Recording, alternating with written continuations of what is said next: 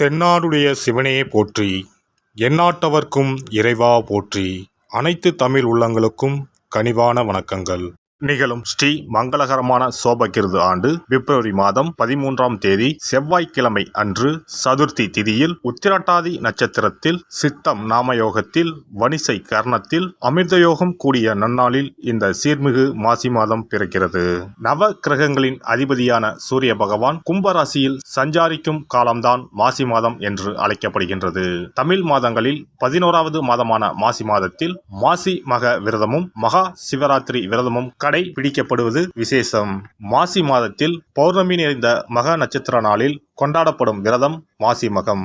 சிவபெருமானுக்கு மாசி மாதத்தின் தேய்பிறை சதுர்த்தசி நாளின் இரவில் கொண்டாடப்படும் விரதம்தான் மகா சிவராத்திரி.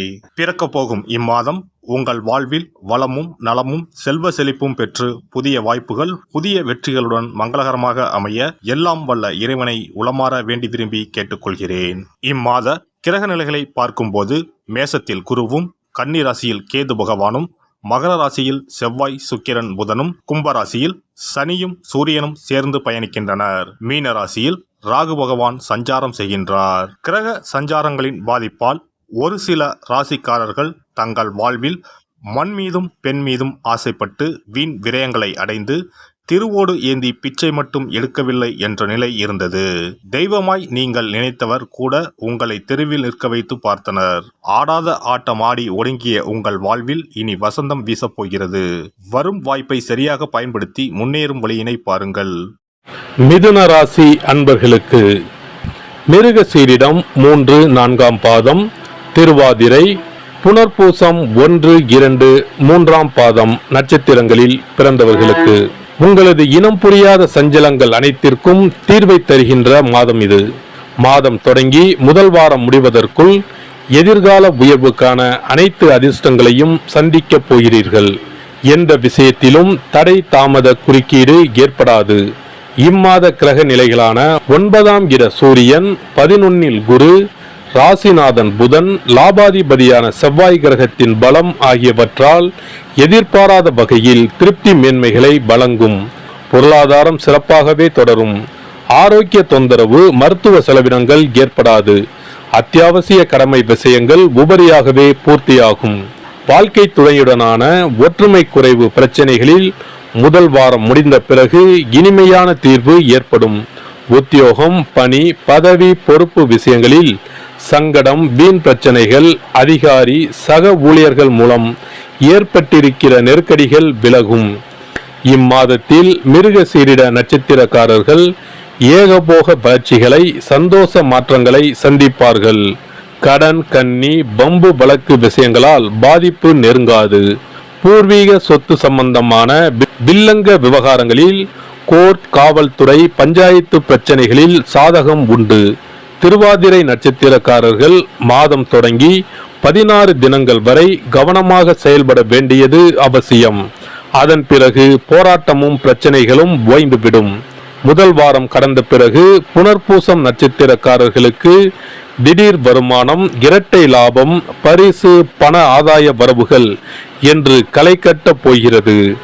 இம்மாத புதன், வெள்ளி மற்றும் சனிக்கிழமைகளில் அபரிமித சகாய காரிய பலித மேன்மைகளும் உண்டு. இம்மாத 1, 5, 15, 27வது தினங்கள் ஆச்சரியப்படுகிற திருப்பங்களை, பொன்பொருள் சேர்க்கை, சொத்து பத்து சம்பந்தப்பட்ட மகிழ்ச்சிகரமான அனுபவங்கள் காத்திருக்கின்றன. உத்தியோகஸ்தர்களுக்கு சென்ற மாதம் வரை அலுவலகத்தில் தொடர்ந்து ஏற்பட்டு வந்த பல பிரச்சனைகள் நல்லபடியாக தீர ஆரம்பிக்கும். உழைப்பின் கடுமையும் அலுவலக பொறுப்புகள் சம்பந்தமான வெளியூர் பயணங்களும் நீடிக்கும். இருப்பினும் உங்கள் நேர்மை மற்றும் உழைப்பு ஆகியவற்றிற்கு பாராட்டுதல் அதிகமாகும். இதுவரை உங்களுக்கு மறுக்கப்பட்டு வந்த பதவி உயர்வு, ஊதியம் மற்றும் சலுகைகள் உயர்வு கிடைப்பதற்கு சூழ்நிலை ஏற்பட்டுள்ளது. வெளிநாடுகளில் ஏற்பட்டுள்ள பொருளாதார பின்னடைவினால் பணியை இழந்து வருந்தும் மிதுன ராசியினருக்கு வேறு வேலை கிடைக்க அனுகூலமாக அமைந்துள்ளன கிரக நிலைகள். வியாபாரிகளுக்கு சந்தை நிலவரத்தில் நல்ல மாறுதலை இம்மாதம் காணலாம். மந்த நிலையிலிருந்து வரும் உற்பத்தியை அதிகரிப்பதற்கு சாதகமான மாதம் இது. உற்பத்திக்கு அவசியமான மூலப்பொருட்களின் விலை அனுகூலமாக மாறும். நிதி நிறுவனங்களின் ஆதரவு கிடைக்கும். ஏற்றுமதி துறையினருக்கு அந்நிய சந்தைகளின் நிலவரம் சாதகமாக மாறும். லாபம் மீண்டும் அதிகரிக்க ஆரம்பிப்பதை அன்றாட விற்பனையில் காண முடியும். கலைஞர்களுக்கு புதிய வாய்ப்புகள் கை கொடுக்கும். உங்களை கண்டாலே முகத்தை திருப்பிக் கொண்ட அனைவரும் இனி உங்களை தேடி வருவார்கள். நிதி நிறுவனங்களின் ஆதரவு கிடைக்கும். இதுவரை நஷ்டத்திலேயே இயங்கி வந்த அனைத்தும் லாபமாக இயங்க ஆரம்பிக்கும். அரசியல்வாதிகளுக்கு கட்சி பணிகளாலும் வெளியூர் பயணங்களினாலும் ஆரோக்கியத்தில் ஏற்பட்ட பாதிப்பு படிப்படியாக குறையும். இதற்கு காரணம் அஷ்டமஸ்தானத்திற்கு ஏற்பட்டிருந்த தோஷம் தற்போது விலகியிருப்பதே ஆகும். இருப்பினும் கட்சியில் மறைமுக எதிரிகள் உங்கள் நலனுக்கு எதிராக தொடர்ந்து செயல்பட்டு வருவதை மறந்துவிட வேண்டாம். மாணவர்களுக்கு கல்வி நிறுவனம் சார்பாக சன்மானத்தை பாராட்டுகளை அடையப் போகிறீர்கள். விவசாயிகளுக்கு தொடர் நஷ்டம் பேரிழப்பு போன்றவைகளுக்கு தீர்வு காத்திருக்கிறது. பரிகாரம்: இம்மாத சனிக்கிழமைகளில் ஸ்ரீ பெருமாள் தெய்வ வழிபாடு வைத்துக் கொள்ளவும்.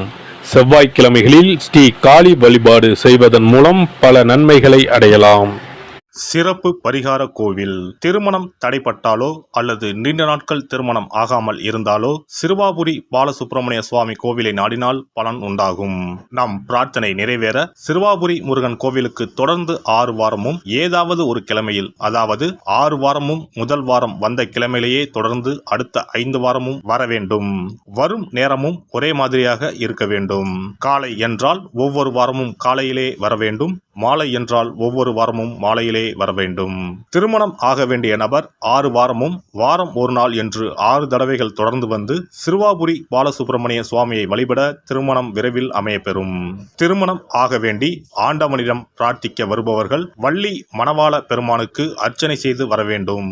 6வது வாரம் 6 அர்ச்சனைக்குரிய பொருட்களுடன் வந்து மரகத விநாயகர், மூலவர், வள்ளி மணவாள பெருமான், அண்ணாமலையார், உண்ணாமுலையம்மை, ஆதி மூலவர் ஆகிய தெய்வங்களுக்கு அர்ச்சனை செய்ய வேண்டும். வள்ளி மணவாள பெருமாள் சன்னதியில் தரும் மாலையை திருமண மாலையாக எண்ணி அணிந்து 6 முறை ஆலயத்தை சுற்றி வர வேண்டும். பின்னர் மாலையை வீட்டிற்கு எடுத்துச் சென்று திருமணம் நடைபெறும் வரை பாதுகாத்து வணங்கி வர வேண்டும்.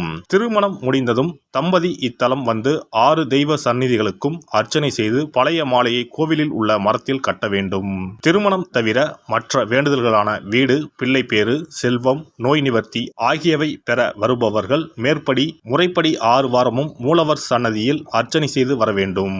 6வது வாரம் மூலவர் சன்னதியில் இருந்து பெற்ற மாலையை அணிந்து 6 முறை நம் வேண்டுதலை இறைவனிடம் முறையிட்டு வெற்றி வேண்டி ஆலயத்தை வலம் பெற வேண்டும்.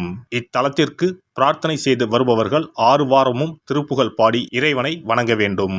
எண்ணியதை முடிக்கும் எம்பெருமானை எண்ணி நம் மனதில் நம்பிக்கையை வளர்த்து கொள்ள வேண்டும்.